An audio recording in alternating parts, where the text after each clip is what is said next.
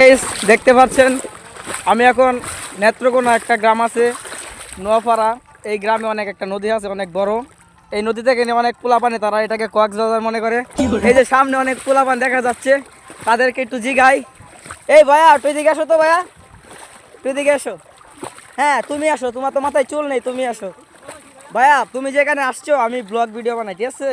তুমি যে জায়গায় আসছো অনেক বড় নদী দেখা যাচ্ছে, তোমাদের এখানে কিরম মানে ফিলিংস হচ্ছে আমাকে একটু বলতে, তাহলে একটু ভালো হতো। এটা অনেক মানে কি বলবো আপনাকে, ও অনেক এনজয় মানে অনেক উপভোগ করে আমার অনেক অনেক ভালো লাগতেছে মানে এই যে নদীটা। মানে আপনারা কি পাবেন? এটা মানে এটা আমাদের বাংলাদেশের দ্বিতীয় কক্সবাজার। ও তাই নাকি? নেত্রকোনা জেলা। অসাধারণ অসাধারণ, অনেক ধন্যবাদ ভাইয়া। আপনার পিছনে তো অনেক আরো পোলাপান আছে, তারপর কৃষি গাই।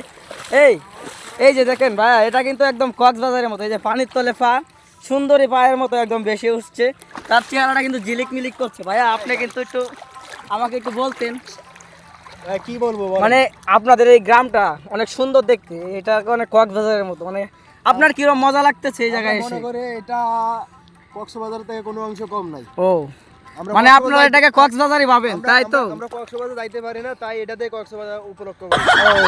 ওকে ধন্যবাদ ভাইয়া। এখন এখানে নির্জিয়ার মতো দেখা যাচ্ছে একটা পোলাকে, তাকে কিছু বলি। হ্যালো ভাইয়া। ও দেখেন ভাইয়া কিন্তু জলপরির মতো একটা ডুব দিয়ে দিছে, তাকে আর দেখা যাচ্ছে না। এখানে আরেকজন আছে, তাকে কিছু জিজ্ঞেস। হ্যালো ভাইয়া, আপনি তো অনেক মুরব্বী সবার মধ্যে, আপনি কিছু বলেন এখানটায় মানে কিরম লাগছে? অনেক হ্যাপি আমি। কিসের কিসের Cox's Bazar, come to Netrokona gram. O my goodness ভাইয়া, আপনার কেন গলা পানি নাকি ভাইয়া? নো ওই যে ও মাই গড, এখানে অনেক মাঝে দেখেন ভাইয়া, তার সে কোমর পানি। এখন দেখছেন এই যে নদীর মাঝে, নদীর মাঝে কিন্তু ভাই এই যে দেখেন হাঁটু পানি। এই দেখেন হাঁটু মানে আমাদের এই যে হাঁটু পানির নদীর মধ্যখানে। আচ্ছা ভাইয়া, আপনি বলে ছোট মোটো ব্লগ ভিডিও বানান, একটা ছন্দ বলেন তো তাহলে।